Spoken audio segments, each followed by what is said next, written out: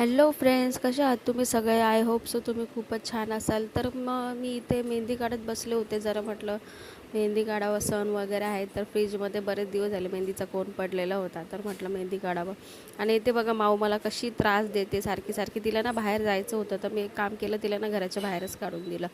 आणि मग ती नंतर मग घरात येण्यासाठी ती रडायला लागली. आधी बाहेर जाण्यासाठी रडत होती, नंतर घरात येण्यासाठी रडायला लागली. आणि घरात आल्याच्या नंतर मग तिच्या मस्ती काही कमी होत नाही, अजिबात तिची मस्ती कमी होत नाही, नुसती मस्ती करते. आणि इथे मी तिला बोलते पर्स दे, पर्स दे. एकदा आपल्याला जायचं आहे, बाहेर जायचं आहे. आम्हाला आता बरेच ठिकाणी जायचं होतं गणपतीचे दर्शन वगैरे करायला, तर त्याच्यापैकी आजचं एक ठिकाण थोडं केलं कंप्लीट. तर इथे मी तिला बोलते पण तिची काय मस्ती कमी होत नाही.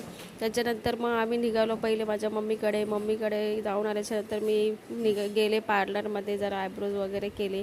आणि रस्त्यातून येता येता हे गणू बाप्पा दिसले आणि खूपच छान मूर्ती होती आणि तिथे जरा दर्शन घेतलं. बाजूलाच महादेवांचं पण मंदिर होतं, तर मी महादेवाचं पण दर्शन घेतलं. म्हटलं आता महादेवाला कसं विसरून चालणार.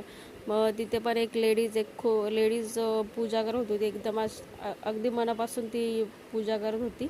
तर त्याच्यानंतर घरी आले आणि मग रेडी वगैरे झालो, काय की आम्हाला जायचं होतं. तर भेटूया नेक्स्ट मिनी व्लॉगमध्ये.